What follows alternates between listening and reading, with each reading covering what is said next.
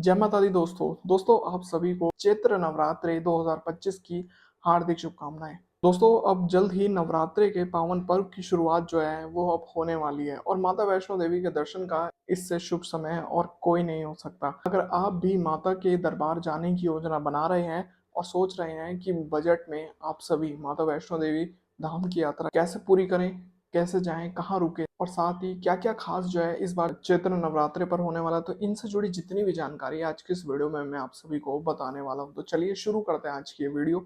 अगर आप चैनल पर नए आए तो भी चैनल को सब्सक्राइब कर ले, बेल आइकन को प्रेस कर ले, जिससे आने वाली सभी नई वीडियो की नोटिफिकेशन आप तक पहुंच सके। तो चलिए शुरू करते हैं आज की ये वीडियो। दोस्तों एक सबसे बड़ा सवाल है कि भाई आप सभी वैष्णो देवी धाम कटरा आप कैसे जा सकते हैं, कौन कौन से ट्रांसपोर्टेशन सुविधाएं हैं, किस तरह से आप कटरा तक जा सकते हैं। तो कटरा जाने के लिए आप सभी के पास तीन ऑप्शन है। एक तो बाय रोड, बाय ट्रेन और बाय फ्लाइट। अगर आप जाना चाहें तो आप जा सकते हैं, लेकिन बाय ट्रेन आप कैसे जा सकते हैं, आपकी ट्रेन की यात्रा कैसे होने वाली है वो बता दिया जाए। अगर दोस्तों आप सभी ट्रेन बाय ट्रेन अगर आप कटरा जाना चाहते हैं, सबसे ज्यादा विफायती तरीका ट्रेन ही बताया जाता है। और साथ ही वैष्णो देवी धाम के सबसे नजदीकी रेलवे स्टेशन है कटरा रेलवे स्टेशन, जो कि भारत के लगभग हर बड़े शहरों से कटरा के लिए ट्रेन मिल ही जाती है। अब आपके पास अगर आप दोस्तों बाय बस अगर आप जाना चाहते हैं तो बाय बस आप कैसे जा सकते हैं दोस्तों।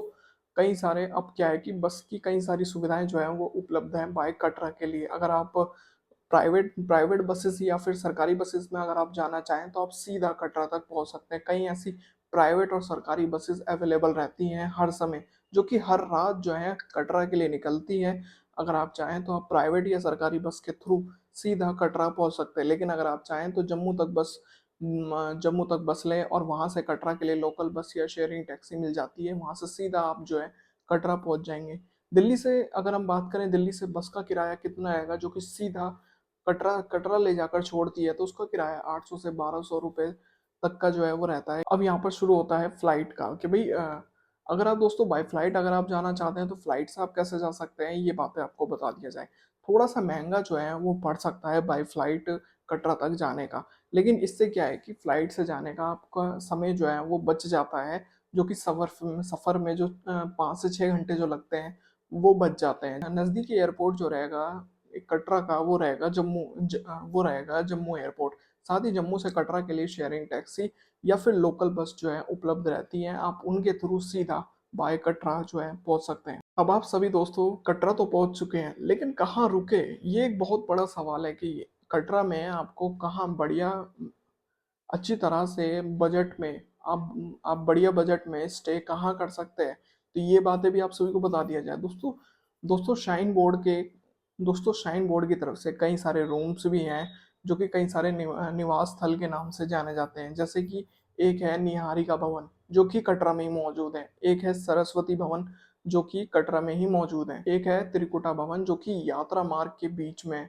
ये याद रखना, इनके जो किराए होंगे वो 100 से 500 रुपये पर नाइट के हिसाब से हैं। लेकिन आप सभी दोस्तों किसी धर्मशाला या फिर आश्रम में अगर आप रुकना चाहते हैं तो कई सारी धर्मशालाएं जो हैं वो उपलब्ध हैं, जिनका किराया 200 से 500 रुपये तक होता है।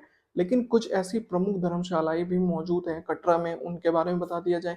जैसे कि कल्पतरु आश्रम, वैष्णो देवी धाम, ऐसे ही कई सारे धर्मशाला और आश्रम जो है वो मौजूद हैं। अगर आप इनमें रुकना चाहें तो आप रुक सकते हैं, लेकिन अगर आप किसी बजट फ्रेंडली होटल में अगर आप रुकना चाहते हैं तो कटरा में आप सभी को बजट फ्रेंडली होटल जो है वो मिल जाएंगे, जिसका किराया 600 से 1200 रुपये तक पड़ जाएगा।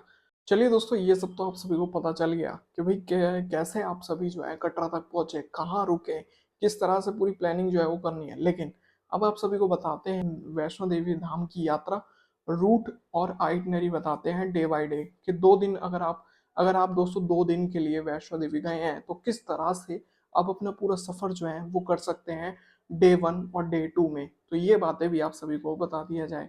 दोस्तों सबसे पहले शुरू होता है आपका डे 1 जो कि कटरा पहुंचना, और ये यात्रा जो है आपको तुरंत धाम की यात्रा जो है तुरंत शुरू कर देनी है। सुबह सुबह सबसे पहले तो आप सभी जो है कटरा रेलवे स्टेशन या फिर अगर आप बस से जा रहे हैं बस स्टैंड पहुंच जाएं, और उसके बाद अपने जो भी होटल या फिर जहां भी आपने अपना जहां भी स्टे लिया है वहां पर आप पहुंच जाएं। उसके बाद दोपहर को उसके बाद आप सभी माँ वैष्णो देवी यात्रा की पर्ची जो है वो बनवा ले। यात्रा परमिट के नाम से एक पर्ची जो है वो कटती है, वो आप कर सकते हैं, जो कि फ्री बताई जाती है। फिर इसके बाद दोस्तों शाम के समय अपनी यात्रा जो है वो शुरू करें। माता वैष्णो देवी की चढ़ाई जो है मैक्सिमम दोपहर के 2 या 3 तक आप अगर अपनी यात्रा शुरू कर रहे हैं तो बेस्ट है। इतने टाइम तक अपनी यात्रा जो है वो शुरू कर दें और साथ ही माता वैष्णो देवी धाम की चढ़ाई जो है वो शुरू करें, जो कि 14 किलोमीटर का पूरा सफ़र जो है वो रहने वाला है। अब आपकी यात्रा की चढ़ाई जो है वो शुरू हो गई है। रास्ते में आप सभी को बाल गंगा जो है वो मिलेगी। बाल गंगा में आप स्नान करना चाहें तो आप स्नान कर लें, और स्नान कर कर ही चलना तो बहुत ही शुभ माना जाता है। अगर आप स्नान करना चाहते हैं तो आप स्नान कर कर आगे ज़रूर बढ़ें। साथ ही दोस्तों चढ़ाई के बीच में आप सभी को गुलशन कुमार का भंडारा भी जो है वो मिलता है। इस भंडारे का स्वाद ज़रूर लें और भंडारा करके ही अपनी आगे की यात्रा जो है वो पूरी करें। फिर इसके बाद कई लंबी चढ़ाई चढ़ने के बाद आप पहुँचेंगे चरण पादुका, और यह चरण पादुका मंदिर चढ़ाई के बीच में ही स्थित है। बताया जाता है, पौराणिक कथाओं के अनुसार तो ये भी बताया जाता है कि यह स्थान वह स्थान है जहाँ भैरव बाबा माता माता वैष्णो देवी का जब पीछा कर रहे थे, तो माता वैष्णो देवी ने यहीं से ही यहीं इसी स्थान से पीछे मुड़कर भैरवनाथ को देखा था। तो यहाँ एक अलग ही पौराणिक कथा जो है इस स्थान की भी जुड़ी हुई है। तो यहाँ के दर्शन कर कर फिर आगे बढ़े और आगे आप पहुँचेंगे अर्धकुंवारी। यह स्थान वह स्थान है जहाँ जहाँ माता वैष्णो ने 9 महीने जो हैं इस गुफा में बिताए थे। अगर आप भी इस गुफा के दर्शन करना चाहते हैं तो यहाँ पर पर्ची स्लॉट है, उस तरीके से आप दर्शन कर सकते हैं। आपका नंबर जिस तरफ से आएगा, आप उसके बाद फिर उसके बाद आप सभी अर्धकुंवारी गुफा के दर्शन कर सकते हैं। लेकिन यहाँ अच्छी तरह से रेस्टोरेंट, खाने-पीने की सुविधा और बल्कि रेस्ट करने की सुविधा भी कई सारी है। तो आप यहाँ आराम से बैठें और फिर इसके बाद अपनी चढ़ाई फिर से शुरू करें। अब यहाँ से अपनी यात्रा अर्धकुंवारी से अपनी यात्रा जो है वो फिर से शुरू करें। अब यहाँ से आप सभी को 2 रास्ते देखने को मिलेंगे। अब इन 2 रास्तों में अलग-अलग सिचुएशन है कि अगर आप हाथी मत्था की चढ़ाई करना चाहते हैं तो ये एक एक तरीके से खड़ी चढ़ाई है। अब खड़ी चढ़ाई में आपकी ऑक्सीजन जो है वो ज़्यादा फूलेंगी, दिक्कत आपको हो सकती है। लेकिन इसी के साथ में हिमकोटी मार्ग भी है, जो कि इसका रास्ता लंबा है लेकिन सीधा है, जिसमें आपको कोई चढ़ाई करने की ज़रूरत नहीं है, जो कि आराम से सीधा रास्ता जो है वो जाता है। खड़ी चढ़ाई करने की ज़रूरत नहीं पड़ेगी। तो ये कुछ इस तरह से शाइन बोर्ड ने 2 रास्ते जो हैं वो बना रखे हैं। अब इसके बाद दोस्तों आप सभी शाम या रात तक पहुँचेंगे भवन तक। लेकिन लेकिन दोस्तों चैत्र नवरात्रि के इस मौके पर आप सभी को भवन की एक अलग ही रौनक जो है वो देखने को मिलती है, जिसमें पूरा भवन जो है वो अलग-अलग फूलों से सजाया जाता है। बताया तो ये भी जाता है कि बाहर विदेशों से फूल जो हैं वो मँगाए जाते हैं, जम्मू कश्मीर से अलग-अलग जगहों से कई सारे फूल्स जो हैं मँगाए जाते हैं, और इतने भव्य तरीके से भवन को सजाया जाता है कि दूर-दूर से आए भक्त भी देखकर हैरान हो जाते हैं, खुश हो जाते हैं। माता के भवन को देख कर के अलग ही रौनक जो है वो जाग उठती है भवन को देखकर ही। कुछ इस तरह से आप सभी फिर धीरे-धीरे करके भवन तक पहुँचते हैं, जिसमें रास्ते में आप सभी को माता के हर रूप के दर्शन जो हैं वो करने को मिलते हैं, अलग-अलग सजावट आपको देखने को मिलती है। फिर आप जैसे-तैसे करके फिर आप पहुँच जाते हैं भवन तक। फिर आप जो है माता के भवन के दर्शन करें और फिर रात को वहीं आराम करने की सोचें। फिर इसके बाद दोस्तों शुरू होता है आप सभी का डे 2। सुबह दोस्तों आप सभी उठें और आराम से फ्रेश हुए, और भवन के साथ में आपको कई सारे रेस्टोरेंट और बल्कि शाइन बोर्ड की तरफ से भी रेस्टोरेंट्स जो हैं वो मिल जाएँगे। वहाँ पर आप कम कम रेट्स में अगर आप वहाँ नाश्ता करना चाहें तो वहाँ आप कर सकते हैं, जहाँ पे कि कई सारे ब्रेकफ़ास्ट जो हैं वो आपको मिल जाएगा। फिर इसके बाद आप शुरू करें भैरवनाथ मंदिर की चढ़ाई, जो कि मैक्सिमम जो पूरी चढ़ाई रहेगी वो 2.5 किलोमीटर की रहेगी, और आगे उसके बाद फिर आपको अपनी चढ़ाई जो है वो शुरू कर देनी है। अब आप सभी को इसमें कितना टाइम जो है वो लगेगा चढ़ाई करने में, कि भवन से भैरवनाथ मंदिर तक का सफ़र कितना रहेगा? मैक्सिमम 1.5 से 2 घंटे जो है आपको चढ़ाई करने में लगेंगे। इसके बाद आप सभी जो है दर्शन कर लें भैरवनाथ मंदिर के। भैरवनाथ मंदिर के दर्शन करने के बाद आप सभी जो हैं फिर वापसी यानी कि कटरा कटरा जो है वो लौट जाएँ और अपने होटल में जाकर चेकआउट कर लें।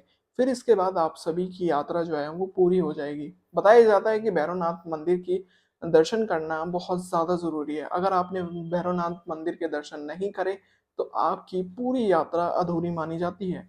तो आपको भैरवनाथ मंदिर के दर्शन करना ज़रूरी है।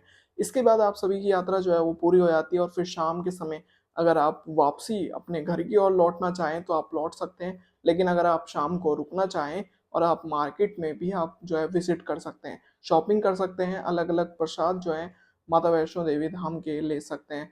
पूरी अच्छी तरह बड़ी मार्केट है, वहाँ से आप मूर्तियाँ और भी कई सारी शॉपिंग जो है वो कर सकते हैं। फिर आप जो है अपने घर की ओर ट्रेन या बस पकड़ लें और अपने घर की ओर वापसी कर लें। अब आप सभी को दोस्तों चैत्र नवरात्रि 2025 में क्या-क्या खास आप सभी को भवन पर देखने को मिलेगा, साथ ही क्या-क्या पूरी खास तैयारियाँ जो है वो होती हैं, उन पर बात कर लिया जाए। साथ ही आप सभी को चैत्र नवरात्रि 2025 पर आपको विशेष पूजा और आरती जो है वो देखने को मिलेगी। अगर आपका सौभाग्य हुआ तो आप भवन में आरती के समय अगर आप बैठे हैं तो आपको नवरात्रि में माता के दरबार में विशेष पूजा और साथ ही भव्य आरती जो है वो देखने को मिलेगी। साथ ही आप सभी को भजन संध्या और सांस्कृतिक कार्यक्रम जो है वो देखने को मिलेंगे भवन पर। बताया ये जाता है कि कई सारे बॉलीवुड सिंगर्स जो हैं वो भवन पर बुलाए जाते हैं, माता के भवन पर आते हैं और माता के भजन जो हैं वो गाते हैं। बताया जाता है दोस्तों कटरा में नवरात्रि के दौरान भजन संध्या और जागरण जो है वो आयोजित भी किए जाते हैं। साथ ही दोस्तों भवन पर जो है फूलों की विशेष सजावट जो है वो आप सभी को देखने को मिलती है। दोस्तों माता के भवन को विशेष फूलों और लाइट से सजाया जाता है और साथ ही बताया जाता है कि अगर आप बाय हेलीकॉप्टर जाना चाहते हैं और चैत्र नवरात्रि पर सभी लोग जो हैं सभी भक्त माता के दर्शन के लिए पहुंचते हैं तो यात्रा के दौरान भीड़ को देखते हुए हेलीकॉप्टर्स की सुविधाएं भी जो हैं सेवाएं जो हैं वो बढ़ा दी जाती है। तो दोस्तों यहाँ हो जाती है आप सभी की यात्रा पूरी। तो उम्मीद करता हूँ आज की ये वीडियो आप सभी को पसंद आई होगी। दोस्तों आज की इस वीडियो में मैंने आप सभी को माता वैष्णो देवी धाम के दर्शन कराने की कोशिश करी, साथ ही मैंने आप सभी को एक बजट फ्रेंडली ट्रैवल कराने की कोशिश करी है किस तरह से अगर आप माता वैष्णो देवी के धाम जा रहे हैं और खासकर चैत्र नवरात्रि के इस मौके पर अगर आप जा रहे हैं तो कैसे आप दर्शन कर पाएंगे, क्या क्या आपको खास सजावट जो है माता वैष्णो देवी धाम पर चैत्र नवरात्रि के इस मौके पर देखने को मिलेगी, कहाँ आप रुक सकते हैं, कहाँ आप ठहर सकते हैं, कैसे आप कटरा तक जा सकते हैं। ये जितनी भी जानकारी थी मैंने आप सभी को बताने की कोशिश करी। अगर आपको ये वीडियो पसंद आए तो दोस्तों इस वीडियो को लाइक जरूर करें और इस वीडियो को ज़्यादा से ज़्यादा अपने परिवार अपने दोस्तों तक इस वीडियो को शेयर करें और खासकर उन लोगों को शेयर जरूर करें जो कि इस बार यानी कि चैत्र नवरात्रि के इस मौके पर वैष्णो देवी धाम के दर्शन करना चाहते हैं। उन्हें बताएं कि कैसे कैसे वैष्णो देवी धाम तक पहुंचा जा सकता है, कहाँ रुकें, कहाँ ठहरे और किस तरह अपनी यात्रा को जो है पूरी करें। साथ ही अगर आप चैनल पर नए आए तो वही चैनल को सब्सक्राइब कर ले, बेल आइकन को प्रेस कर ले जिससे आने वाली सभी नई वीडियो की नोटिफिकेशन आप तक पहुंच सके। तो मिलते हैं दोस्तों ऐसे ही और नई वीडियो में, तब तक के लिए जय हिंद, वंदे मातरम, जय माता दी।